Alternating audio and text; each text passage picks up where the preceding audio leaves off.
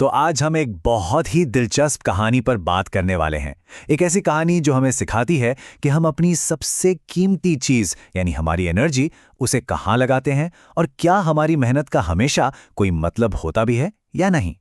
चलिए एक सवाल से शुरू करते हैं। सोचिए जरा, क्या यह मुमकिन है कि किसी की 15 साल की जी तोड़ मेहनत बिल्कुल बेकार चली जाए? सुनने में अजीब लगता है ना? पर यही सवाल हमारी आज की कहानी का केंद्र है। तो सीन कुछ ऐसा है। एक नदी का किनारा है और वहां स्वामी विवेकानंद खड़े हैं बड़े आराम से। नदी के उस पार जाने के लिए नाव का इंतजार कर रहे हैं।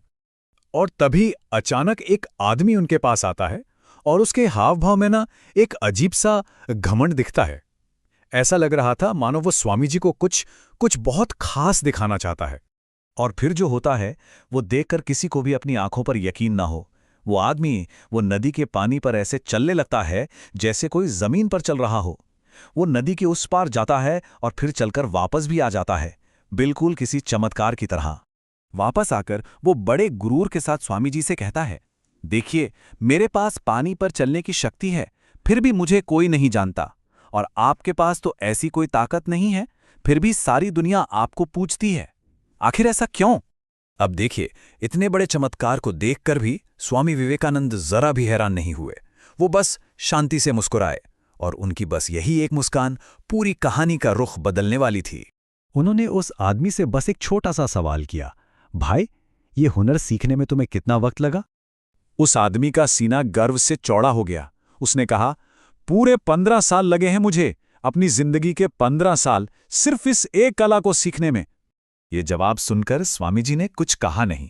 वो बस चुपचाप एक नाविक के पास गए, उसे कुछ पैसे दिए और नाव में बैठकर नदी के उस पार चले गए, बिल्कुल एक आम इंसान की तरह। और पता है उन्होंने नाविक को कितने पैसे दिए? सिर्फ 50 पैसे। और बस यहीं से इस कहानी का असली मतलब निकलकर सामने आता है। तो अब देखिए, यहां पर दो चीजें आमने सामने हैं। एक तरफ 15 साल की कड़ी तपस्या जिससे पानी पर चलने की शक्ति मिली, और दूसरी तरफ वही काम जो सिर्फ 50 पैसे में एक नाव से हो गया। इस कहानी का पूरा सार बस इसी तुलना में छिपा है। तो सवाल ये उठता है कि इस कहानी का असली मतलब क्या है।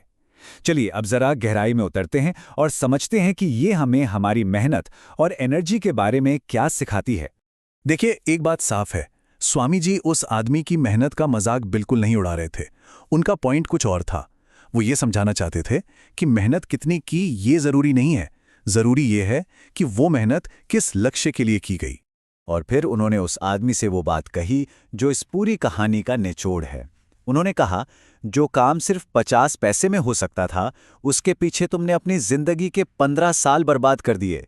सोचो, अगर यही 15 साल, यही मेहनत तुमने किसी सही दिशा में लगाई होती तो आज दुनिया तुम्हें भी जानती। तो फिर सच्ची महानता का राज है क्या? ये कोई चमत्कार करना नहीं है। ये तो बस इस बात को समझना है कि हम अपनी सबसे कीमती चीज, अपनी एनर्जी, कहाँ लगा रहे हैं। तो इस पूरी बातचीत से 3 बहुत जरूरी बातें निकल कर आती हैं। पहली, अगर मेहनत की कोई दिशा नहीं है तो वो बेकार है। दूसरी, बड़ी से बड़ी कामयाबी तभी मिलती है जब हम अपनी पूरी एनर्जी किसी सही मकसद पर लगाते हैं। और तीसरी और सबसे जरूरी बात, असली महानता कोई चमत्कार करने में नहीं है, बल्कि दुनिया पर कोई अच्छा, कोई सार्थक असर डालने में है। और आखिर में ये कहानी हम सब के लिए एक बहुत बड़ा सवाल छोड़ जाती है कि हम अपनी एनर्जी, अपना कीमती वक्त कहाँ लगा रहे हैं। क्या हमारे काम सच में कोई मायने रखते हैं? इस पर सोचना बहुत जरूरी है।